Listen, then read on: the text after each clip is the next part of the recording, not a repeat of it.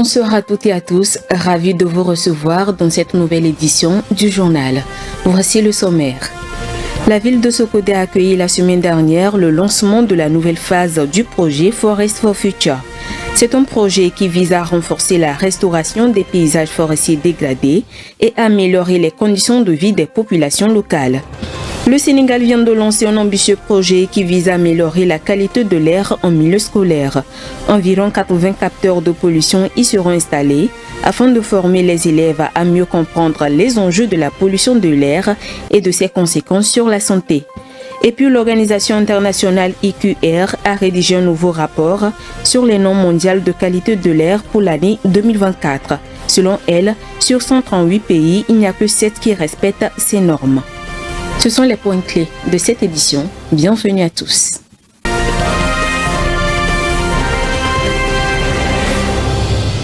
Une chaleur écrasante complique le quotidien des habitants de Lomé depuis quelques jours. La situation est très accablante. Comment les Loméens et les Loméennes vivent les fortes températures et par quels moyens peuvent-ils s'adapter? Les réponses dans ce dossier de Vivace Amana avec les images d'Emika Kaché. Sous un soleil accablant, la population de Lomé, la capitale du Togo, se trouve désemparée.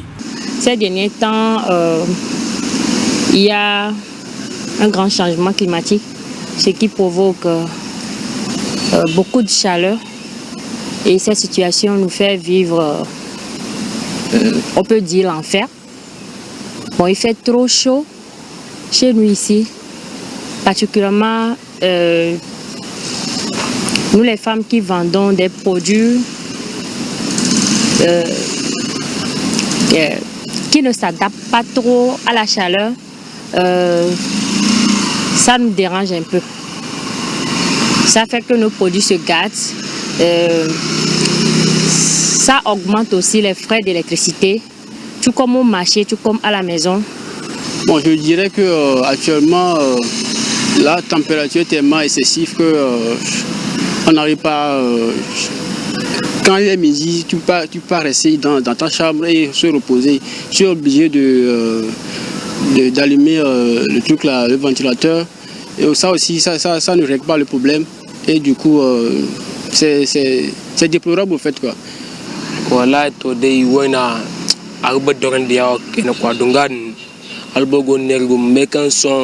C'est très difficile de vivre ce temps de chaleur, surtout pour nous qui sommes en carême. On a de la peine à supporter la température élevée qu'il fait actuellement. La chaleur maintenant, Lomé là, on ne supporte plus ça. C'est à cause de ça même nous sommes dehors. Nous sommes venus ici pour se reposer.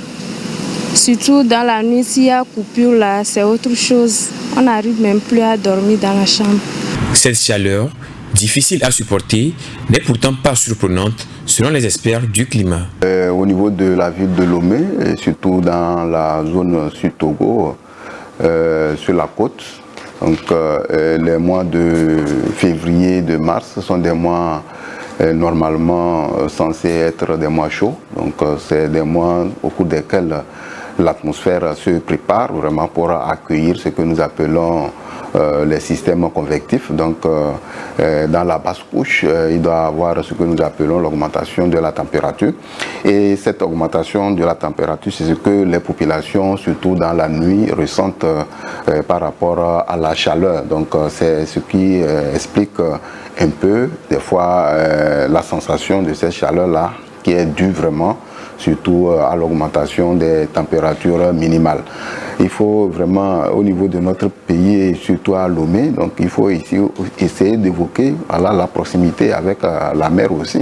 Donc quand on est proche aussi de la mer, il y a la brise de la mer aussi qui agit et qui permet de maintenir aussi cette chaleur-là au lieu que cela atténue quand même la température pour permettre à ce que les populations aient une petite fraîcheur pour leur permettre de pouvoir bien dormir.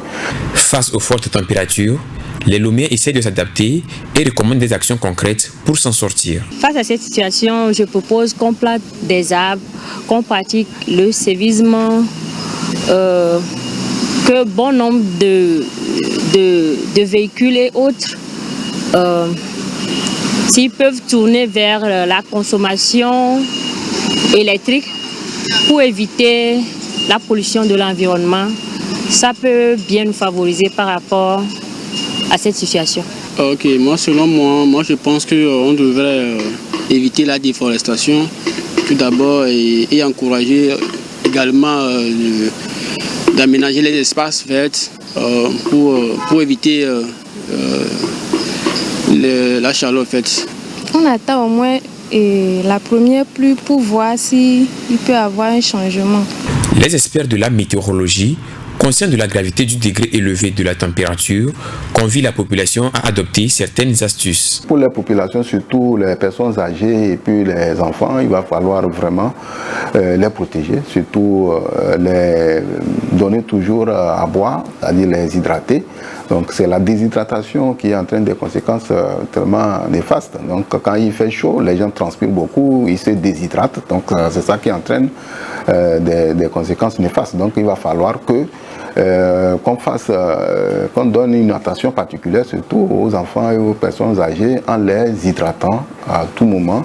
Il faut aussi les rincer le corps, même dans la nuit, l'enfant est là, vous le réveillez, vous le rincez le corps pour que le corps soit beaucoup plus chaud et plus frais. Donc aussi les personnes âgées, vous allez pouvoir toujours les aider à se rincer le corps pour pouvoir mieux dormir. C'est conseillé aussi dans la nuit, si on est seul, de se coucher nu, vraiment, pour pouvoir permettre à ce que ton corps et puis tous ces organes puissent vraiment respirer. Donc. En attendant le démarrage de la saison des pluies, annoncée pour la fin de ce mois de mars, l'on doit se résilier et prendre en compte toutes les précautions pour mieux vivre cette période de chaleur intense. La lutte contre la déforestation au Togo franchit une nouvelle étape avec l'extension du projet Forest for Future dans les préfectures de Tchaoudjo et de Sotouboua. Lancée le 11 mars dernier à Sokodé, cette nouvelle phase vise à restaurer les paysages dégradés du pays et à améliorer les conditions de vie des populations locales à travers les filières durables. Les détails avec Honoré Kata.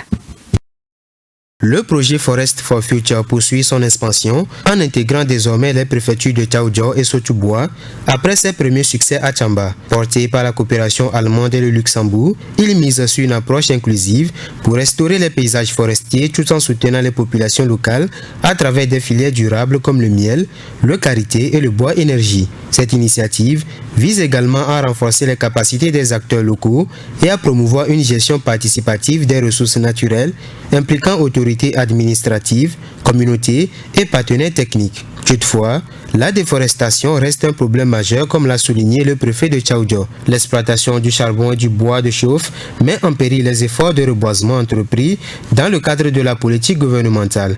Au-delà des plantations, il est essentiel de freiner la pression sur les forêts et d'encourager des pratiques plus durables. La sensibilisation des populations et l'accompagnement technique sont des leviers clés pour garantir l'efficacité des actions menées sur le terrain.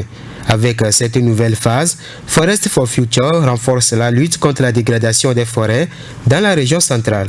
Par ailleurs, l'atelier de lancement a réuni plusieurs acteurs dont les préfets, les maires et les communautés de gestion des forêts communautaires, illustrant ainsi l'importance d'une mobilisation collective. L'implication des autorités locales et des populations riveraines sera déterminante pour la réussite du projet d'ici 2026. Le monde a célébré hier mardi la journée du recyclage. Cette année, l'accent a été mis sur l'importance du recyclage dans la réduction des déchets et la sensibilisation de la population à adopter des méthodes plus durables pour un avenir vert. Suivant. Dans le monde, 2 milliards de tonnes de déchets sont produits chaque année et ce chiffre augmente sans cesse. Ainsi, le recyclage se présente comme une solution pour réduire ce mal qui gangrène notre planète. La journée mondiale du recyclage, commémorée le 18 mars de chaque année, met en évidence le potentiel de chaque individu à contribuer à la promotion d'un monde durable.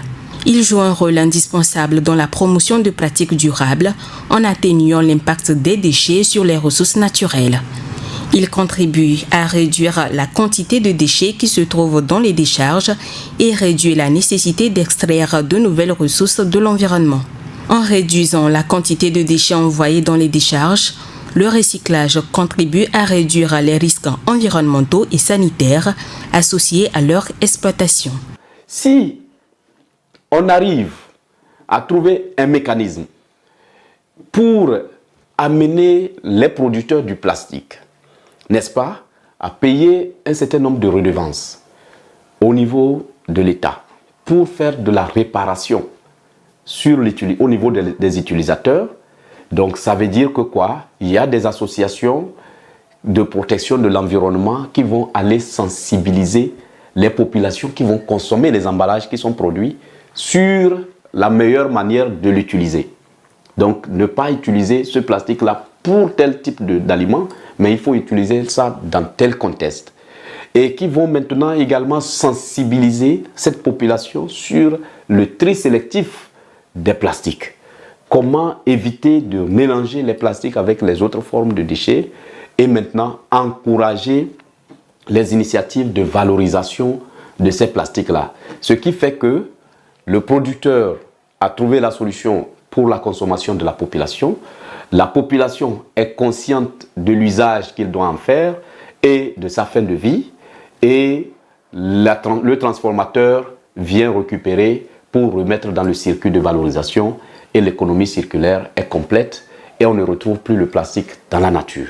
Pour aller plus loin, cette journée permet d'encourager la mise en place des 3 R, réduire, réutiliser et recycler. Le but de cette campagne est d'encourager la population à consommer plus responsablement, notamment en réduisant leurs déchets ou en les réutilisant.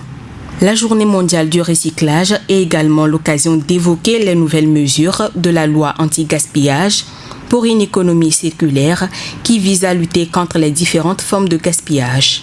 À partir de cette année 2025, la loi vise une réduction de 20% des emballages plastiques à usage unique, dont au minimum la moitié via le réemploi, afin de réduire l'utilisation du plastique au quotidien et à long terme de sortir du plastique à usage unique.